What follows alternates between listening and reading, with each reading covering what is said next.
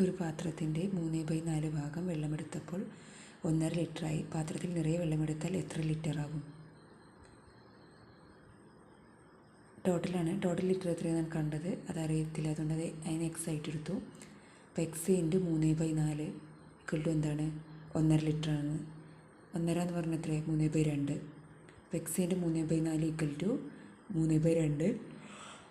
X into 3/2 into 4/3 equal to എത്രയാണ്? 4/2. 4/2 equal to 2 litre.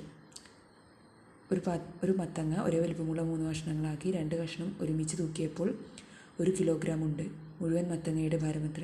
2 കഷ്ണം എന്ന് പറയുന്നത് 1 കിലോഗ്രാമാണ്. അപ്പോൾ ഒരു കഷ്ണം എത്രയായിരിക്കും? 1/2 കിലോ. അപ്പോൾ 3 ഇൻറ്റു 1/2 ഈക്വൽ ടു 1.5 കിലോഗ്രാം.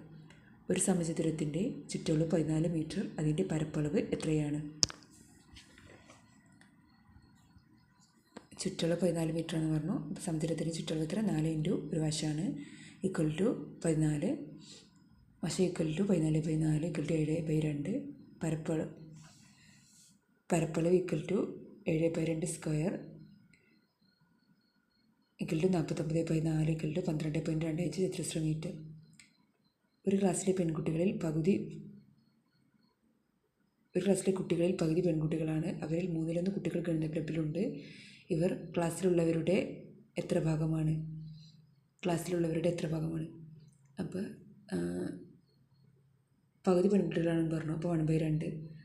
അവരിൽ 1/3. അപ്പോൾ 1/2 ഇൻറ്റു 1/2 ഇൻറ്റു 1/3 ഈക്വൽ ടു 1/6.